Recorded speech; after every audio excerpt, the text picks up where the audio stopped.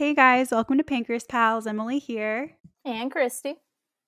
For a second, I thought you were going to forget. I don't know why there was like a brief second where I was like, oh my God, does she remember to come in right now? But happy Monday, all. Always in the same voice too. I have no range. I have no range either. This is real. This is us.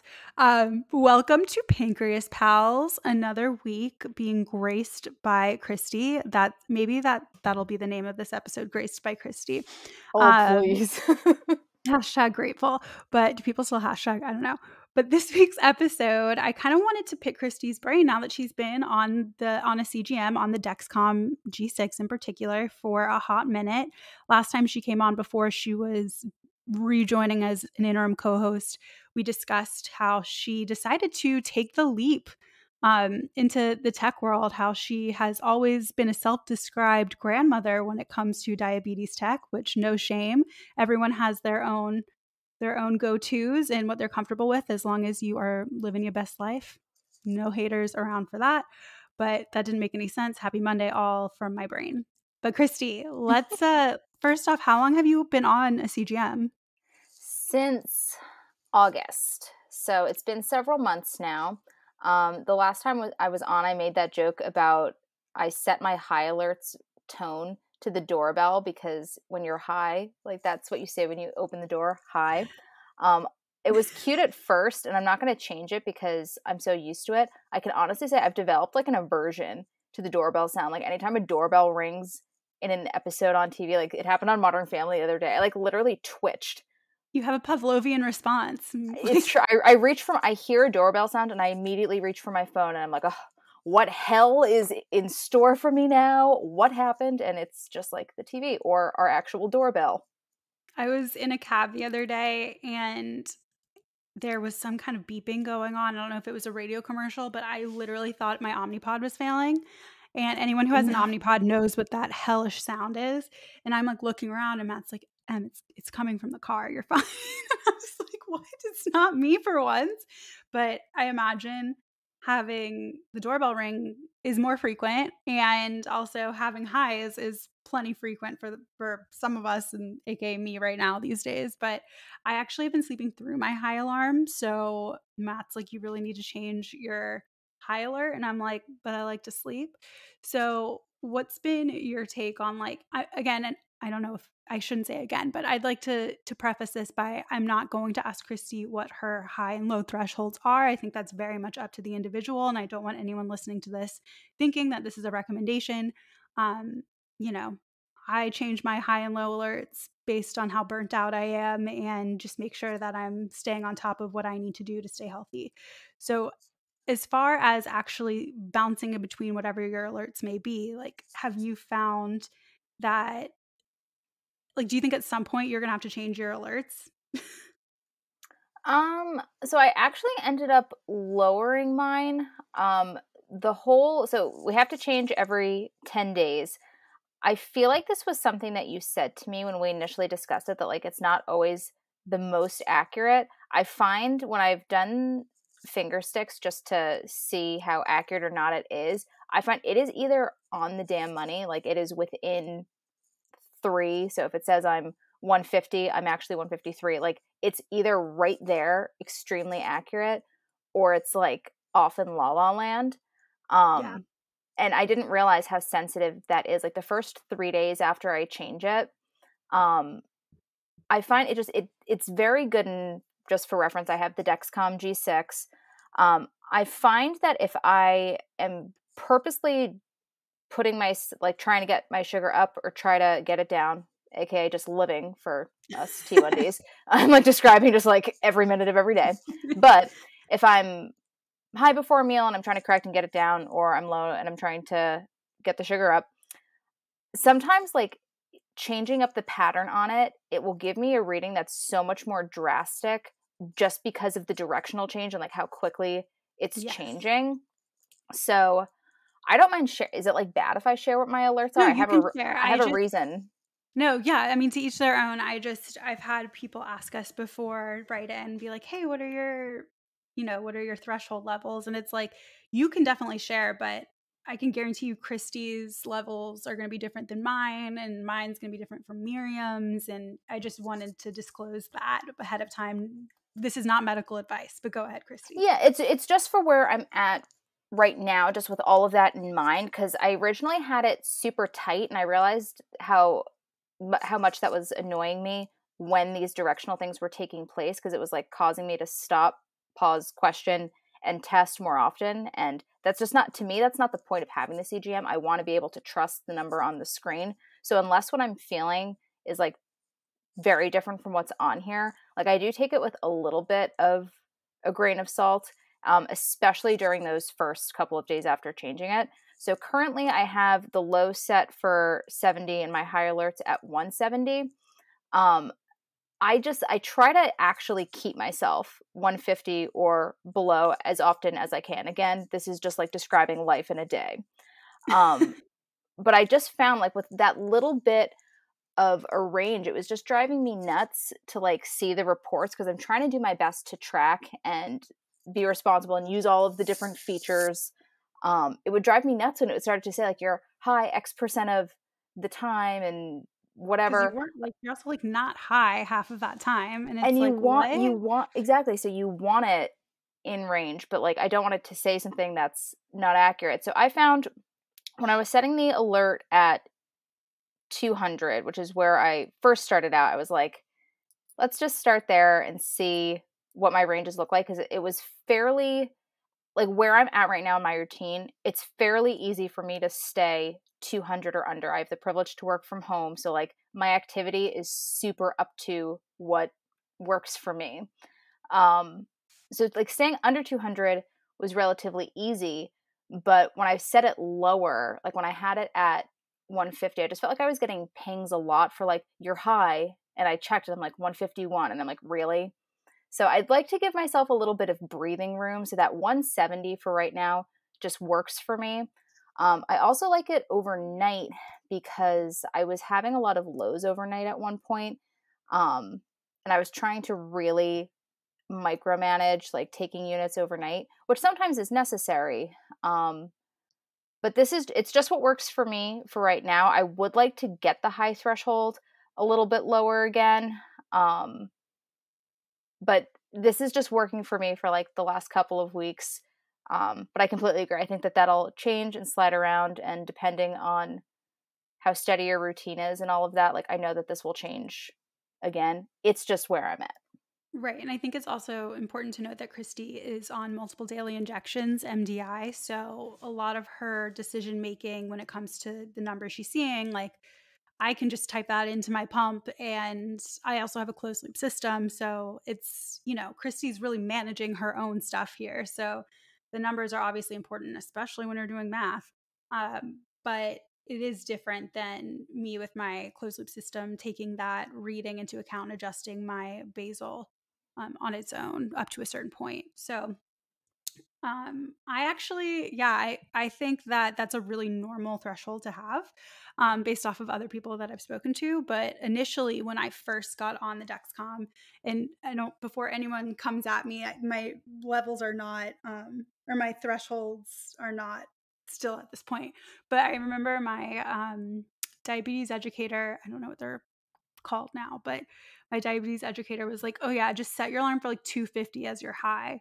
And I was like, "Okay, like whatever." But I was like, "What's the point of this? Like what's going on?" So obviously I've come down a lot, and really depends on how hectic my life is, how much sleep I need, if I'm actually going to end up making a correction if I'm high at a certain number, like Christy mentioned. So like let's say that my reading says that I'm 181 um and I'm sleeping and I hit that high, but I have 2 units on board still from a really long fatty meal, and I know I'm going to go back down. Like what's the point of me having that high alert on for while I'm sleeping if I know that my loop and my pump are, like the insulin I've already programmed are going to take care of that.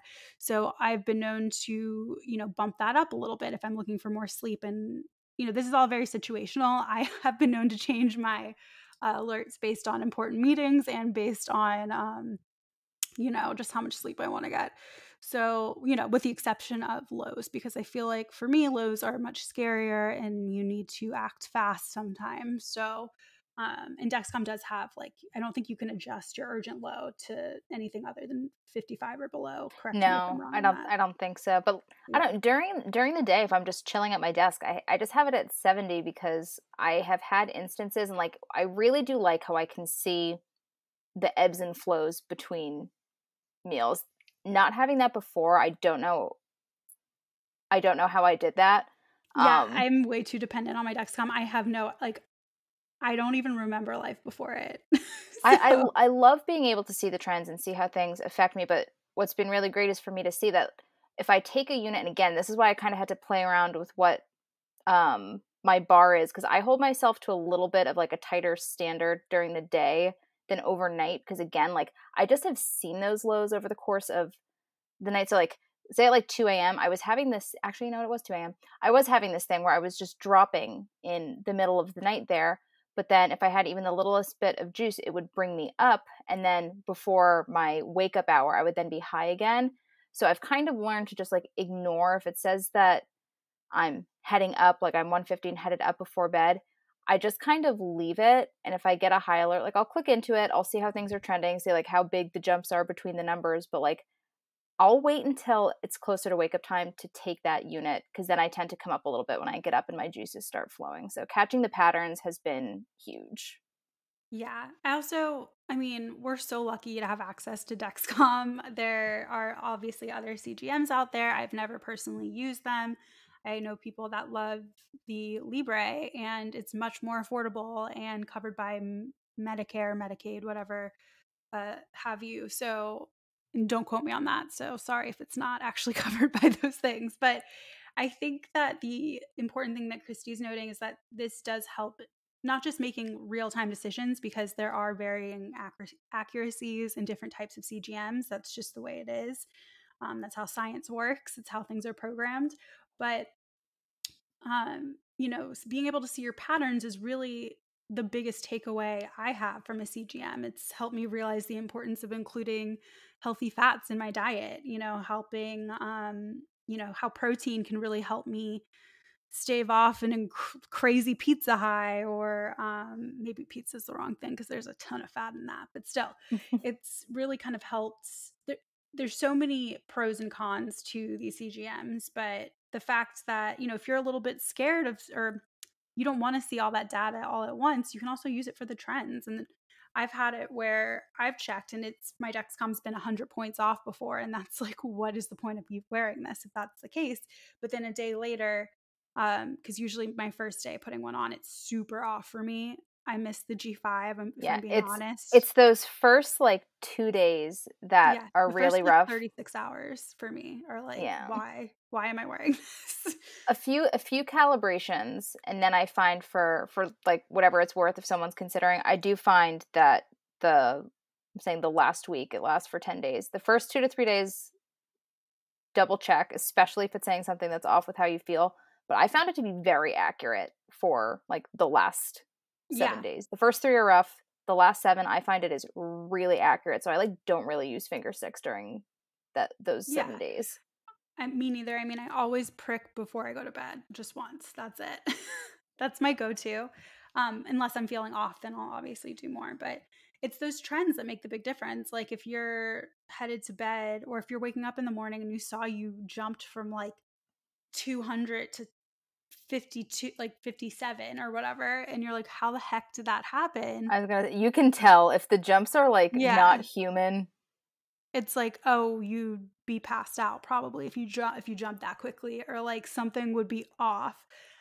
Which is not to say that doesn't happen, but I think it's more often than not that there's an issue with the tech, which, Dexcom and a lot of these other CGM companies, they do have people to help you with your tech stuff. So I don't know. You're still not supposed to use above a certain amount of Tylenol. What's the not paracetamol? What's the science name for that? Like the acetaminophen? That's the word. Yikes. Guys, I'm having a day. That's Thanks, the Christy. like most scientific information I've ever pulled out of my back pocket. I had no idea I was going to shine like this today. Well, I love it. So I appreciate you. So yeah, so I know for Dexcom, for the longest time, you weren't supposed to have like any acetaminophen, and then you weren't supposed to have above a certain amount. And I think you're not supposed to have above a certain amount, but they don't really like tell you that. It's No in one small told me print. this at all. Yeah, it's in small print somewhere. And then I just read today that the Libre apparently you're not supposed to have vitamin D or take a certain amount of vitamin D when with the Libre because it might affect accuracy or something like that. I didn't read the full article, so no one quote me on this. But I just this just comes.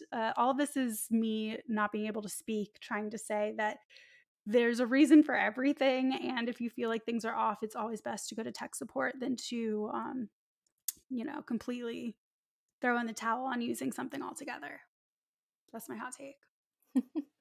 I want to talk about sharing it with my mom because that's been kind of a Oh, funny yeah. experience. Please do. And also, So please tell people how old you are, Christy, just to I'm put this in 27. perspective. I'm 27. I still share with my parents, and I'm 28, so I I'm well, I sure only I Miriam would only say just something got about it, so I share it with my husband and with my mama. Um, I think after just living out of the house for several years, so I'm knocking on wood as I say this. I think Zach and I are closing on our house in New Jersey next week. Fingers crossed. Again, knocking on wood. But we've been staying with my mom because the house that we're buying is very close to her.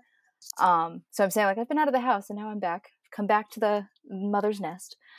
Um, I thought that she was going to be checking in way more often. My mom and I have a super tight relationship. We're very open about everything, but I think just like being out of the house, not being a part of my day-to-day diabetes routine the way that she was when I was first diagnosed. Obviously, it was my senior year of high school, but like I was learning everything and she was trying to learn everything before I left her forever. So I think that the whole like empty nest thing with her youngest child going off was even worse because I was like fresh off this disease, but neither here nor there. and you were in a coma, and there was just so much to unpack there. Yeah. So Norma went through a journey with all of this with me, but anytime that I have a low, like my group chat with my husband and my mom is exclusively me just saying like, "Don't worry, pals, I got my chocolate milk."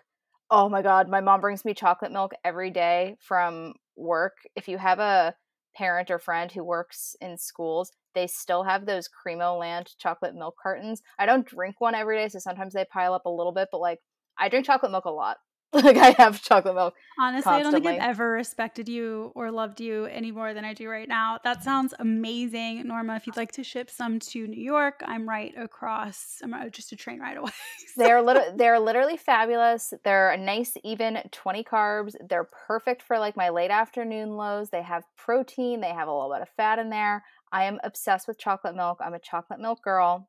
Tell whoever. Um so like all of my messages are literally me just send like I've gotten to the point where if I don't feel like typing out the whole message, I'll just send a gif of like a brown cow and they know that means I'm having chocolate milk. But like I feel this need to alert them that yeah. I'm okay. And she's like, "It's fine. Like you don't have to tell me." I'm like, "Mom, I know you're worried about your baby girl, but she's not." She's like fully getting on with her day. Like every now and again, she'll open it because she doesn't like to acknowledge the alerts. So if she's home, nothing drives me bananas more than when I hear her phone beeping and I'm like, "Mom, stop shaming me in front of the house. Just open the damn app, click the damn okay, and let's all move on."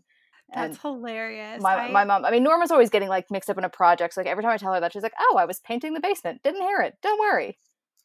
It's Like, like, thanks a Mom, lot, Mom. If I needed you to hear it, what would you well, do? that's kind of my not concern, but a part of this was that someone was tracking me. Zach is much more on it. Yeah. He's much The more like, "What husband's can I?" boyfriends always are. He's like, "What can I bring you? What's going on? Sweet little thing." My mom is like not hands on with this. I thought she would be way more concerned, but she That's just fully hilarious. ignores the alerts. I'm like, "Why do you have this?" But Norma trusts you. She knows you got it. she But knows I have chocolate milk in the fridge. that's true. She already got you the chocolate milk. She did the legwork. The rest is I'm on like, you. "It's so good. I love I'm chocolate craving milk." chocolate milk now. Oh, I want some. It's But such a simple pleasure. It really is. It's really funny to me that you say that Zach is like more on top of it than not more on top of it, but more responsive when it comes to your alerts because Matt obviously he's been on I don't remember when I started sharing my Dexcom with him, but we live together now. So, he's always there with an alert. He's the sweetest though. If I am going low, he'll literally be like, "Want me to get you a JB?" That's what we call juice boxes. And he'll just like run I to the love kitchen every bit before of this. he's so cute. He'll run to the kitchen before I even, like, have a second, and sometimes I get really crabby if I'm really low. I'm, like, shaking, and I'm like, I just need sugar," and he's like, "Don't move." Like, I'll always, get up to go get it myself because, like, I'm functioning human adult, so I usually just get my own stuff myself, and he's, like, the first one there to help me. He's so sweet. But, Get yourself some chocolate milk. There's nothing more delightful than like your man coming up to you and you're like, I'm an adult woman, it's fine. And then your man brings you a carton of chocolate milk and you're like, damn right. like, swooning. Oh, I'd be over here like, "Oh, thank you so much." But it's moral of the story is that I have different low threshold alerts for my parents than I do for Matt. So like it's kind of that's what I recommend if you have a capability with whatever CGM you're using. And if you want to have a significant other, someone you live with, whoever you live with on a different level of alert than people that might not be as, like I don't really want my parents interfering with this unless it's an absolute emergency and they know that. But I do always feel like I need to send everyone a heads up when I do have like a bad low that's getting alerted. Everyone that's getting alerted, like I'm okay, I'm treating it.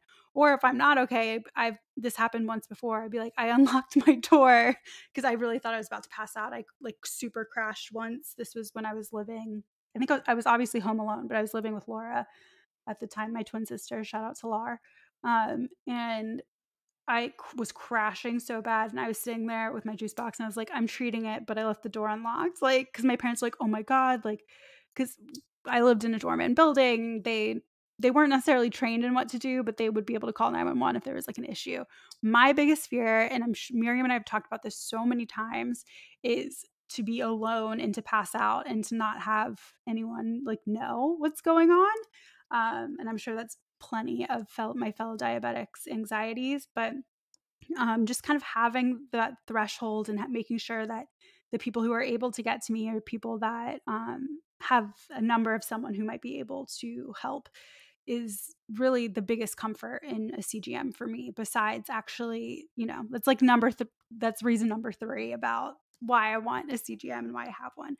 But back to those like different thresholds for Matt, I think I have my low threshold like in the 60s, like lower 60s, because if I'm sleeping, he wakes up more than I do. So, which is like not true, but in terms of like my Dexcom, he wakes up more than I do. I have it in the 60s, so I can be um, he can wake me up if he thinks it's necessary or whatever. But my parents, I have just on urgent low because I don't really want to stress them out. I don't want to stress myself out. I don't want them to be like, Emily, even though I am on the worst end of my 20s, aka heading into my 30s, I still have like 2 years. I need to calm down. But I don't really feel like I want my parents asking me what I'm doing at any given moment, even though I too am a grandma, Christie, and I am probably just getting a drink with my friends literally at like 5 o'clock during happy hour. So it's just, it can be hard when you're walking that line and you still have a close relationship with the people that are on your Dexcom. It can be hard setting those boundaries, but it's just a simple conversation to have. And I've kicked people off my Dexcom, not because they were abusing it, but just because it didn't make sense logistically. Like when I was in college, I had 2 of my best friends on my Dexcom, but that's because I lived with them. And then, when I moved to New York, obviously they weren't going to be able to do much from Boston. So I like moved, I had my sisters on it who I was living with. And then ultimately, like I had boyfriends on it that we broke up. So I would kick them off of it because you don't want them seeing your blood sugars after you've broken up. Trust me. Yeah, it's a little too Um, intimate. it's, like, bizarre. That only ever happened once, and it's just, like, such a funny story to me that was where my mind went, and I was like, "I gotta kick him off my Dexcom."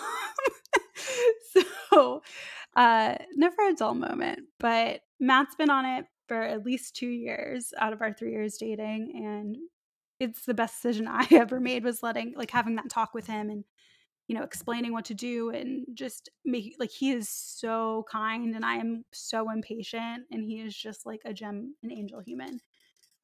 So this turned into a tribute to Matt. So I love that. It sounds like he deserves the props. It should be people that are like a part of your care team that are on it. And so I think that's why I didn't add my mom to it until we were living here. Um, and I have Zach's. His low threshold is definitely the same because I'm a later sleeper. So truth be told, I'm probably going to wake up to the alerts. I'm just like, anytime I roll over, I tend to check just to, to see where I am, which yeah. sounds annoying, but I actually like it. No, I mean, for me, I think that, and sorry to interrupt you. You can go No, right back to your thought, but I do that too. But it's because usually if I wake up randomly in the middle of the night, it's because my body's trying to tell me something is what I found. So checking my Dexcom is like an easy way to make sure that that's what's going on. exactly. But I tend to go to bed some nights before Zach because that grandma stuff just like Same, runs deep in me. same. So I would like him alerted if I'm low, but he's just so much quicker. Like if I get an alert while I'm out at the food store, like he's the one who texts and says, "Hey, like you have what you need." I mean, I'm at the food store, so how much distance could possibly be between me and Juice, really? But if we're not together and I get an alert and he gets an alert, he's the one who checks in. It just cracks me up that my mom's like ignoring the beeps. I kind of don't understand how often she Nora, looks if at you're it, if listening at to her. this, Christy loves you, but I think this is her way of telling you to, or asking you to please check it. It's fine. I just like, do you want to beep that often in meetings? Because like I've seen how you handle them. You don't open the app. Um, but it's fine. I think if anything else, it's just a way to kind of keep her connected to it, and I certainly don't mind. But like having Zach on it is the most important thing. But he was also with me like when I got it and everything. So we talk about my numbers very constantly because anytime I'm like trying to talk through why I'm seeing one trend or another, he's the only person that I actively go over that with on a day to day basis. I mean, I talk about it with more people, but he's the one who knows what's going on. So Oh, I yeah, think Matt that's does just been not an know that much. understanding. I mean, Well, Matt, gets it himself, but we don't talk about it. I'll be like, "Oh, why am I so high?" And he'll be like, you didn't give yourself insulin and wait like you usually do." And I'm like, "Oh, yeah, I didn't pre-bolus," like, things like that. no, I need to talk. Um, I talk about it constantly because I'm always trying to do of better course. the next day, or better in the present day than the day before. But yeah, I thought about sharing it with my sister who also is here at my mom's. I decided not to just because it would be such a refresher. I'm sorry, I was about to say she doesn't know anything.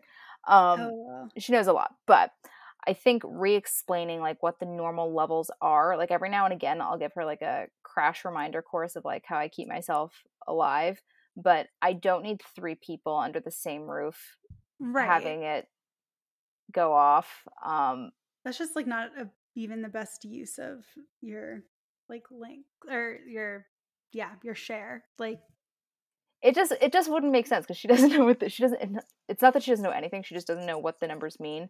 So that's just how I made that decision, I quick and do easy. similarly, I do have my older sister on mine, but she, didn't wanna be added to mine. I was like, "Liz," this is, when I first moved to New York. I was like, "You're, one of, 3 people I know here. I kinda have to add you. I don't." She's like, "But what if it wakes me up?" I'm like, "Then something's wrong with me." She ultimately got it. Her husband was like, "Oh my god, of course, I'll be on it." Liz is just doesn't understand. Now she gets it. Love you, Liz. But, it's interesting having to explain that line, especially because we didn't grow up with diabetes. We didn't our siblings weren't, attuned to it. They don't know they had to learn along with us, as adults or semi-adults, teens, Right. if you will. So, there's a learning curve for everyone. Again, CGMs are super, super valuable. The fact that we have access to them is huge, and, if only they were more affordable, and it's a pretty messed up thing, but I'm gonna end the episode on that. So, thanks again, Christy. I am so excited to continue season 9, which is wild. If you liked what you heard here, I was about to say like and subscribe. So like and subscribe. Do people say that on podcasts? I don't know. Sure. Why not? Follow us on Instagram at PancreasPal. That's the first time I've ever gotten that wrong, guys. Okay, regroup, Emily. At Such a Pancreas, Monday. such a Monday. At Pancreas_pals on Instagram, PancreasPalsPP on Facebook. Email us at pancreaspals123@gmail.com. We love hearing from you. If you have any ideas on what we should talk about next, let us know. Any guests we should have on, we'd love to hear from you. Have a great week, everyone. Christy, thanks as always. And yeah. Bye, everyone.